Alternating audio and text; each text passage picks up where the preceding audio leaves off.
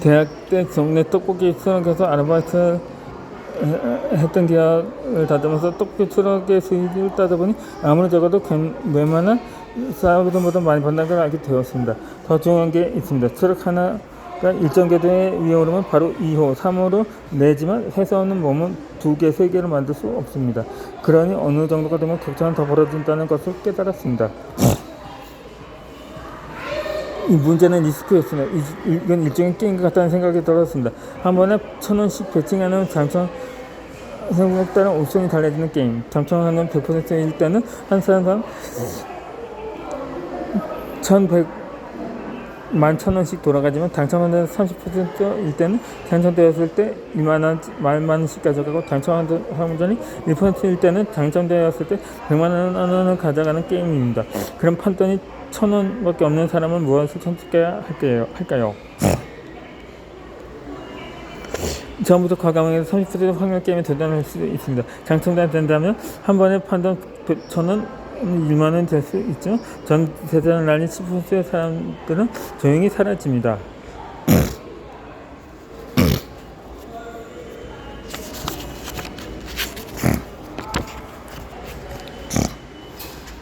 확률을 높이려면 100% 게임은 여러 번 할 수 있습니다. 100원씩 90번을 벌어서 판돈을 2만원을 만듭니다. 고생스럽긴 하지만 계속 게임을 할 수 있다는 장점이 있고 그 과정에서 게임의 룰을 익힐 수 있습니다. 이 방법으로 판돈이 말만 2만원이 되면 이제 30%의 게임을 1,000원씩 10번씩도 할 수 있습니다. 그중 3번이 쳐지면 3만원이 됩니다. 그리고 이걸 몇 번 더 반복해서 판돈 10만원을 만들면 이제 1% 게임을 1,000원씩 100번씩도 할 수 있습니다. 100번 중에 한 번만 쳐져도 바로 100만원을 벌게 되는 것입니다. 꾼이 아닌 보통 사람들은 1,000원을 넣고 1,100원을 받으면 이것도 괜찮다면서 익숙한 게임을 반복합니다. 이것이 바로 회사원의 삶입니다.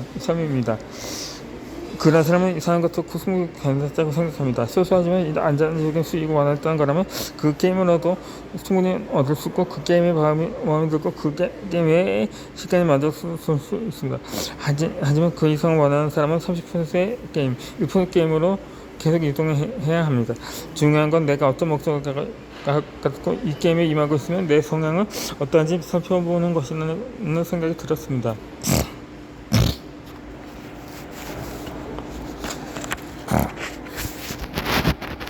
이 시기에 맞춰 유연한 대처가 필요합니다.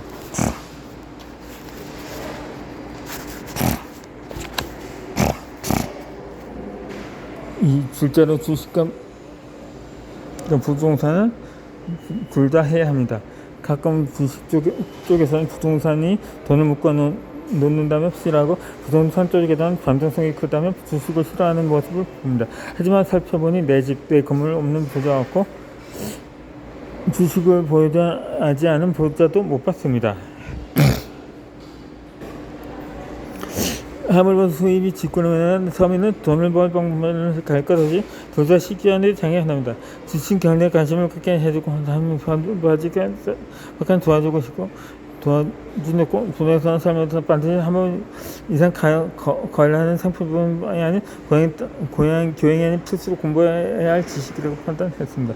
다만 닥치는 대로 책을 읽고 공부할 때 몰랐는데 지나고 다시 훑어보는 패턴이 있었습니다. 어떤 시기에는 닷컴 버블이 있었고 어떤 시기에는 IMF 때 헐값에 사들였던 부동산 상승에 돈 벌었다는 책들이 나왔습니다. 어떤 때는 당진적인 지방에 토지를 사는 사람들의 책들이 나왔습니다. 어떤 시기에는 절약 저축 책이 쏟아지고 어떤 시기에는 펀드 제도를 알고 넣으라는 책이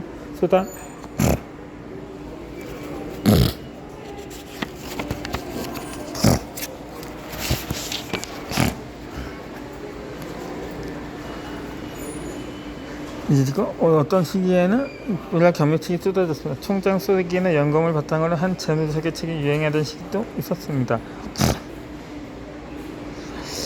스티커 시장에도 트렌드 수익성이 집중했던 것입니다. 한 분야의 종목을 되기보다 적정히 그 시기에 맞는 투자법을 사용해 돈을 모으고 나가는 방법을 다 같은 일반인에게 도움이 되리라 판단했습니다.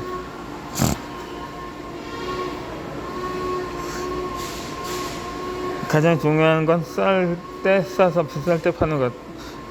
싸서 일생에 몇 번 찾아오는 싼 시기를 놓치면 안 되는 것. 그러기 위해서는 이게 싼 값이 아니지 판단할 수 있는 능력이 되어야 합니다. 하지만 복수익도 부동산도 특권 일정 수준 이상 기술을 습득하기 전까지는 저축계일 뿐 수입은 주수법원이 되어서 안 됩니다. IMF 탓세와 위기를 지켜보니 월급만 믿고 있는 월급쟁이도 위험하고 호황기 때의 결과를 보고 실력을 과신했던 전업 투자자들도 위험했습니다. 살면서 돈을 모으는 과정은 스토크스로 죄의 물을 받는 것과 같다는 생각이 들었습니다. 월 수입은 틀며 나오는 수도 주식이나 부동산 등의 재테크는 물을 저장해 놓는 대야에 같았습니다. 꾸준한 혈액 흐름과 재테크는 주달 균형이 가져가야 합니다. 관찰기가 대구의 경우 단기 사업을 통해서 수입을 그걸 주식과 부동산에 담아냈던 사람이었습니다. 반면 가장 좋지 않은 경우는 물을 주고 살기만 하면 수도꼭지를 담그고 받은 물을 쓰며 살겠다는 사람이었습니다. 이 재테크의 목표를 구체적으로 생각해 봅시다. 셋째는 너무 많은 돈은 오히려 자유를 빼앗습니다. 친구들의 모습을 보니 어느 정도가 되면 삶 모습을 시대했습니다. 가끔씩 지방 여행 가나 해외로 여행 가나 혹은 인천에서 옷을 입거나 북한 옷을 입나 정도의 스케일의 차이가 있을 뿐 생활 패턴이나 고민이 비슷하다는 걸 알게 되었습니다. 건강 걱정, 노후 걱정, 자녀 걱정, 직장 생활 걱정 등입니다. 이 욕심은 끝이 없는데 그걸 채우려고 더 많이 벌려고 알듯말듯 하다가는 모든 선택의 기준이 돈이 되어 버립니다. 여유.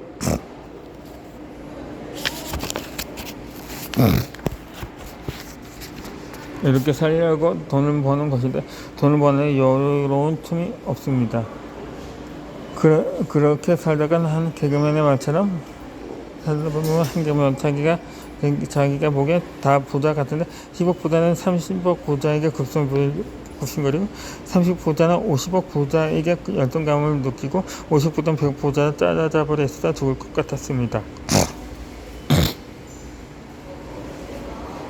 그렇게 과거의 다이어리를 지져보면 YMC 인생의 20대 후반 여자 백성을 결심했습니다. 일단 어느 곳이고 취직해서 헌금 흐름으로 확보합시다. 엄마라도 저축해서 어떻게든 종잣돈 1000만원이라도 다시 모읍시다. 되든 안 되든 차원가 주식과 부동산을 계속 수조해야 합니다. 사이클은 돈으로 돕니다. IMF 사태가 누구에게 기회였던 것처럼 당시의 국민에게 기회일지도 모른다고 생각했습니다. 기회인 것을 모르는 것도 안타깝지만 제일 무서운 것은 기회임을 알아도 돈이 없어 아무것도 하지 못하는 것입니다. 내가 진짜 원하는 목표는 명품의 인생입니다. 앞으로는 남들 모래는 그것만 보고 살겠습니다. 새롭게 결심을 한 후 그동안의 다이어리는 모았던 자료와 함께 싹 버렸습니다.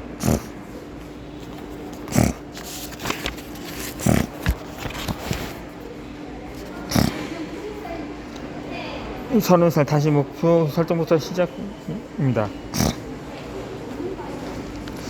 이 29살의 경우 어쩌다 보니 결혼을 했습니다. 우리 집 사정을 다 알고도 예치 않아 하던 길에서 구한 사람 만나면 몇만 원씩 주어줘도 우선 동감이 지금 돈이 많지도 적지도 이렇게 평생 골고루 살아온 모습이 신선했습니다. 사귀지 하늘마다는 결혼 이야기가 나고 입사한 지 얼마 됐지만 2천만 원을 모았다며 그걸로 결혼하자고 했습니다. 나는 원룸도 빌라도 월세도 괜찮다고 했더니 진짜 일이 진행되기 시작했습니다. 재미있는 것은 신혼집입니다. 시아버지가 오래전에 돈을 줄여줬다고 무엇보다 대신 가져온 작은 아파트가 있었습니다. 인천의 10평짜리 보통식 아파트인데 서로 대학자분이 당시 시대는 4천만 원이지만 안 되었고 1,000만 원 대출이 껴 있었습니다. 1989년에 만들어져서 녹물이 나왔던 이 아파트는 어느 날 7호선이 집 앞에 생긴다는 소문에 갑자기 가격 2배가 넘게 뛰었습니다. 이에 시의 아버지 팔기가 아꼈던 어차피 사기 월세 주는 집인데 지하철 생길 때까지 쉬는 집을 쓰고 남편에게 주었습니다. 이걸 보고 정말 부동산은 갖건이든 어떻게든 돈이 되는구나 실감할 수 있었습니다. 그렇게 결혼식을 끝낸 우리 부부의 자산은 순서는 9천만 원인 아파트 1억 원 대출에 1천만 원 통장 잔고 영원이었습니다. 마이너스 인생에서 장족의 발전이었습니다.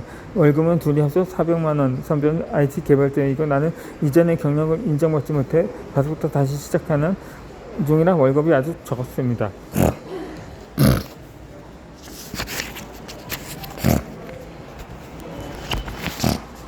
그냥 평범하게 살고 싶은 뿐이었습니다.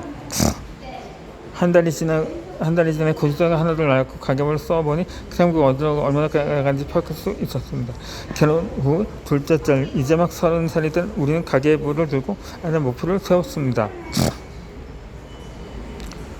자기야, 자기네 회사 팀장은 몇 살이죠?